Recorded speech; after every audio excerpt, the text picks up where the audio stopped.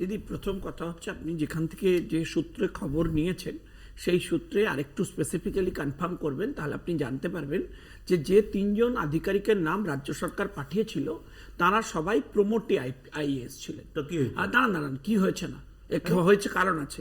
কোনো কারণ নেই। নির্বাচন দপ্তর অফিসিয়ালি জানিয়ে দিয়েছেন, বলেছেন WBCS যে অফিসার যারা অফিসার নয়। ডিরেক্ট আইএএস দের পাঠাতে হবে কেন? যাতে নিয়ন্ত্রণ থাকে। তার কারণ কেন? হচ্ছে কেন? শুনুন না, কেন? অসত্য মহোদয় না, না।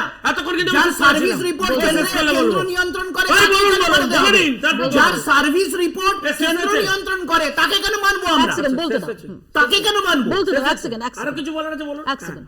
এবার সেই কারণে হচ্ছে সরাসরি হচ্ছে নির্বাচন দপ্তর হচ্ছে বলেছে যে অন্য তিনটে নাম পাঠান এবং এমন নাম পাঠান যারা সরাসরি আইএএস হয়েছে। এবার কারণ কি, হঠাৎ নির্বাচন কমিশনকে আরো অ্যাগ্রেসিভলি এই ডিসিশন কেন নিতে হচ্ছে?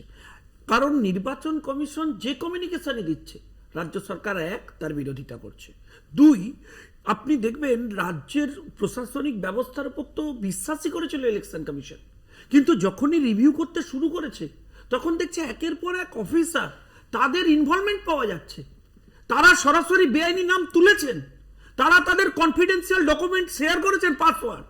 এই ধরনের অভিযোগ আসবার পর তাদের সাসপেন্ড করার জন্য যখন ফর্মালি কমিউনিকেট করা হচ্ছে তখন রাজ্য বলছে আমি কোনো অ্যাকশন নেবো না, আমার অফিসারদের সাথে আমি থাকবো। আপনি ভেবে দেখুন, আপনি তারপর আপনি মনে তিনি মিথ্যে কথা বলছেন। আপনাদের নেতা রাহুল গান্ধী প্যাথোলজিক্যাল লায়ার একটা দল, এখানে এই শব্দটা বিজেপি লায়ার দল একটা প্যাথোলজিক্যাল লায়ার শব্দ পলিটিক্যাল সায়েন্সের